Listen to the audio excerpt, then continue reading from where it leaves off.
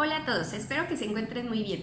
Hoy vamos a hablar acerca de la esclerosis sistémica. Antes de comenzar a hablar acerca de ella, quiero aclarar que el video no se refiere a la forma de esclerodermia localizada. La esclerodermia es un nombre que se utiliza para ambas enfermedades, pero la esclerodermia localizada, como el nombre lo dice, abarca o se localiza, valga la redundancia, en la piel, exclusivamente en la piel. Una de las formas más comunes es, por ejemplo, la morfea. Esa es parte del grupo de la enfermedad, pero es un tema punto y aparte del cual no vamos a hablar el día de hoy. Nosotros hoy vamos a platicar acerca de la esclerosis sistémica. La esclerosis sistémica, como el nombre lo dice, puede afectar a distintas partes de nuestro cuerpo, incluida la piel. A su vez se divide también en dos grupos principales, una que es la limitada y otra que es la difusa. Al igual que otras enfermedades autoinmunes, es una enfermedad que se presenta más en mujeres. El grupo de edad donde frecuentemente se va a presentar, pero no exclusivamente, como ya lo hemos dicho también en otros videos de enfermedades, es de los 30 a los 50 años. Y hay varias manifestaciones que pueden hacer sospechar esta enfermedad o que pueden hacer que tu médico familiar, tu médico general, tu médico internista te refiera con un reumatólogo.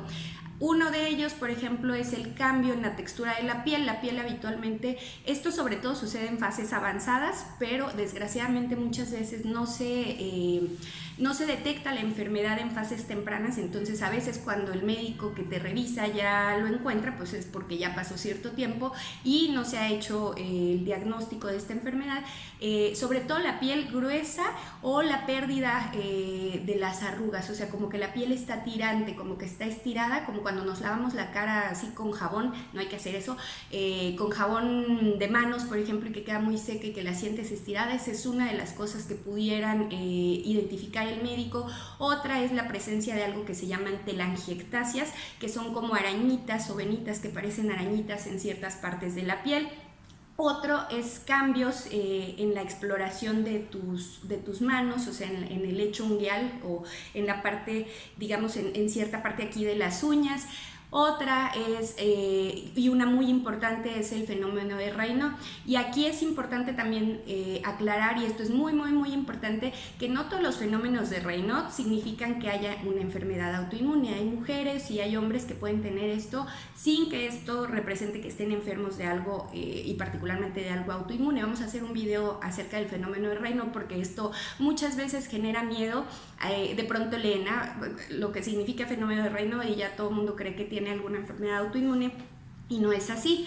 En general hay otros cambios también en la piel que tu médico pudiera identificar y que ya si por ejemplo además tú has tenido dolor en alguna articulación o de pronto incluso inflamación en alguna articulación, esta suma de manifestaciones clínicas pues van a hacer que él tenga esta sospecha y que te envíe para que nosotros los reumatólogos hagamos estudios, te revisemos ya dirigidamente y determinemos si efectivamente existe la enfermedad. Hablábamos de que existen la limitada y la difusa. La diferencia, además de la localización de la afección más bien de la piel, que va a ser mayor o menor según sea el caso, o sea, menor en el caso de la limitada y mayor en el caso de la difusa, se refiere también a la presencia de manifestaciones en otros aparatos y sistemas.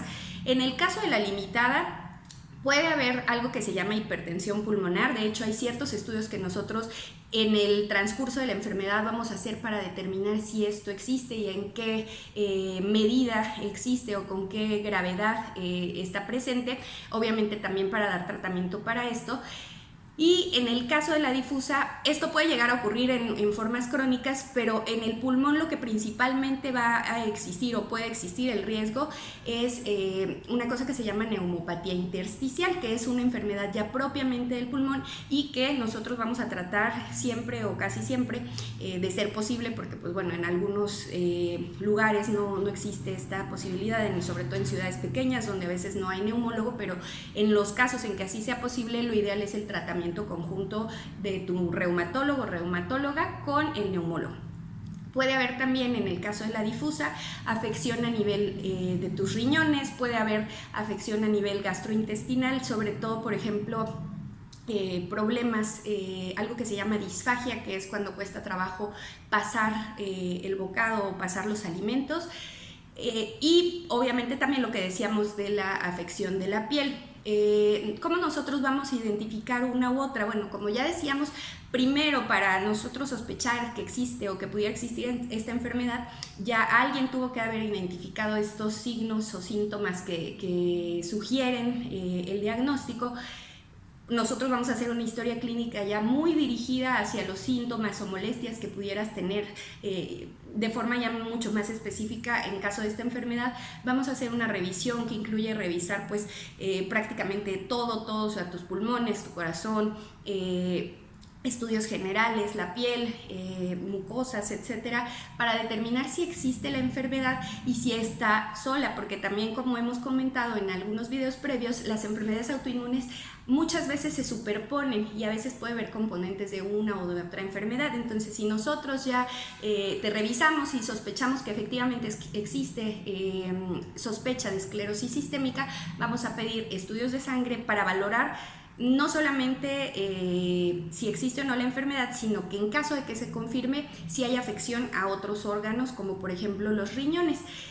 Vamos a hacer estudios generales y habitualmente y también vamos a hacer estudios específicos o estudios inmunológicos, los famosos anticuerpos, que en este caso hay anticuerpos que son específicos de la forma limitada de la esclerosis sistémica y otros que son o que se presentan en la forma de esclerosis difusa. Y una vez que nosotros confirmemos el diagnóstico, pues vamos a dar tratamiento ya dirigido para la enfermedad. Hay tres situaciones principales para las que vamos a dar tratamiento. Una, para la enfermedad, para el control general de la enfermedad. Otra para para las manifestaciones específicas de cada órgano, por ejemplo, para la cuestión, si por ejemplo tienes problema pulmonar, pues vamos a dar tratamiento dirigido hacia la enfermedad pulmonar. Si hay problema renal, para la enfermedad renal y así sucesivamente.